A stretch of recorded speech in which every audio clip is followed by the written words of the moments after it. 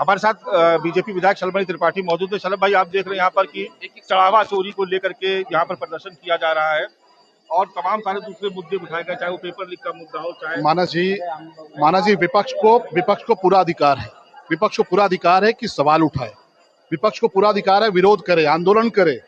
लेकिन एक दुर्भाग्यपूर्ण घटना, अयोध्या की घटना, जिस घटना को विधायक के नाते नहीं, एक सामान्य सनातनी के नाते मैं भी कहता हूं कि दुर्भाग्यपूर्ण थी। कठोर नहीं, कठोरतम कार्रवाई होनी चाहिए।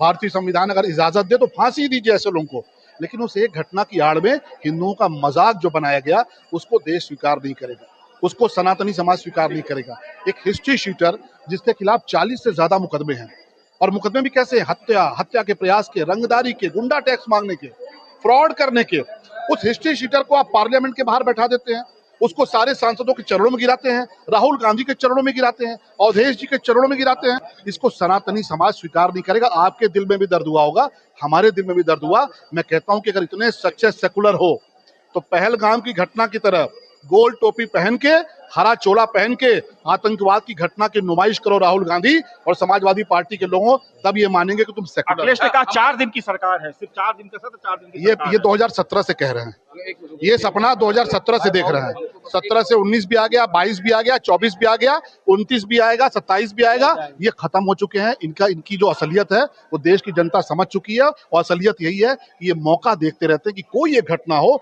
जिसके बहाने हिंदुओं को अपमानित करो, सनातनियों को अपमानित करो, और ये उसका उदाहरण सामने है।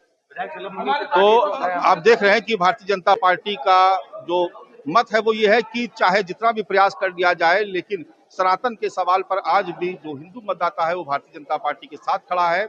निश्चित तौर पर इस मानसून सत्र से उत्तर प्रदेश की सियासत में एक बड़ा सियासी घमासान शुरू हो गया है, और ये सियासी घमासान अब 2027 के विधानसभा चुनाव तक लगातार जारी रहने वाला है।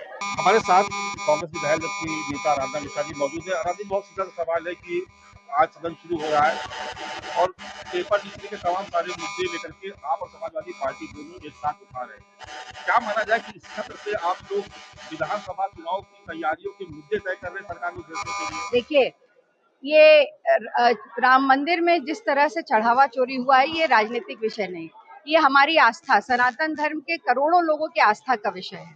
और ये जिस तरह से वहां भ्रष्टाचार हुआ, लंबे समय से हुआ रहा है, जमीन की खरीद जब से हुई तब से भ्रष्टाचार हो रहा है।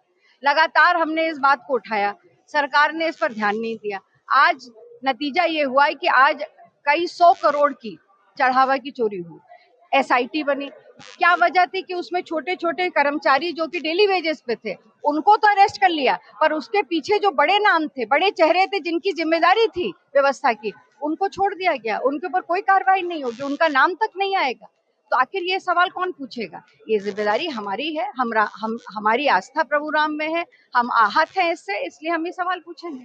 ये सारे मुद्दे विधानसभा चुनाव में प्रभावी होने जा रहे लगा, चाहे पेपर लीक का मुद्दा हो, चाहे जंतर मंतर प्रदर्शन हो, चाहे अयोध्या का मुद्दा हो, चाहे पेपर लीक, तमाम सारे मुद्दे। जो बच्चा लाठी खाया है वो किसी न किसी का बेटा होगा, किसी न किसी का भाई होगा।